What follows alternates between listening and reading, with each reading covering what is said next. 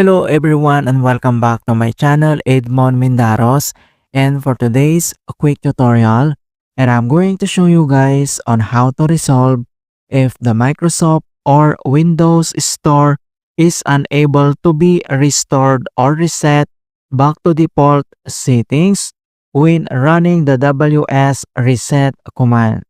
So WS reset is a command-based tool built into Windows. This tool is used to reset or clear the Microsoft Store cache and is mainly used to troubleshoot Microsoft Store issues. And without further ado, and let's go ahead. So the first solutions we will do is to perform the Windows Store app.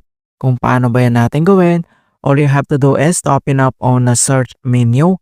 And dito sa search for app, so kailangan mo lang i-type dito yung Windows Store app.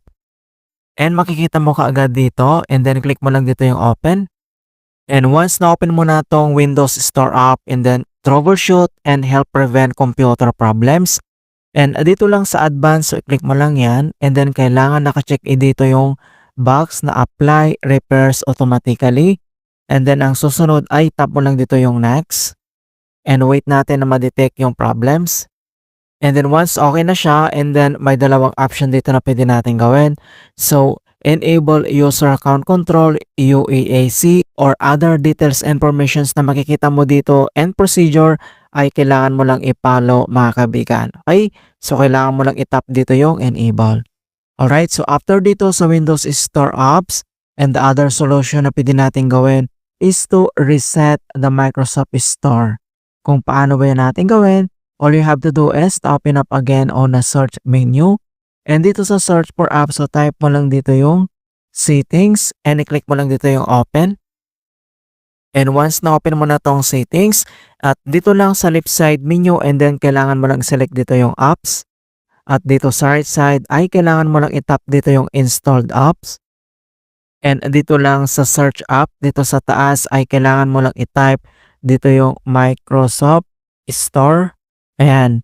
And then automatic naman mga kaibigan na makikita mo kaagad dito yung Microsoft Store once tinype mo dito sa searching address bar.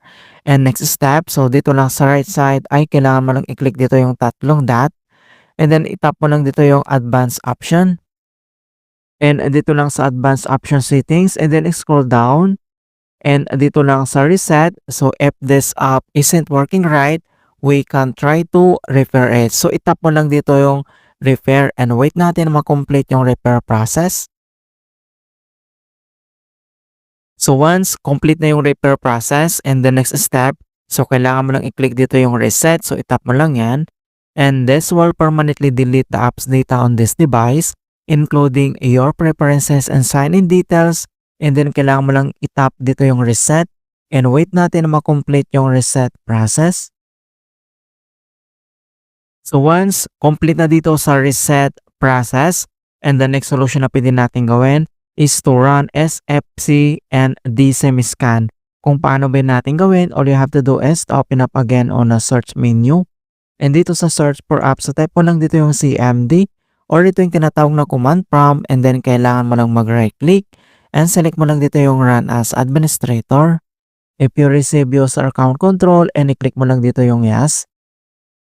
And once na-open mo na tong administrator command prompt, and the next step ay kailangan lang natin i-enter yung command keyword na SFC /scan now.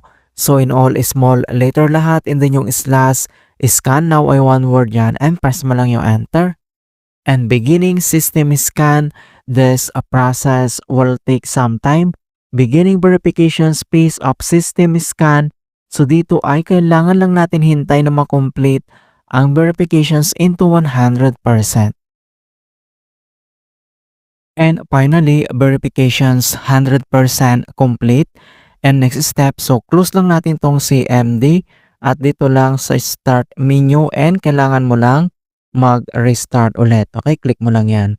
Alright, so ganoon lang po kasimple on how to fix WS reset.exe is not working properly in Windows 10 or Windows 11.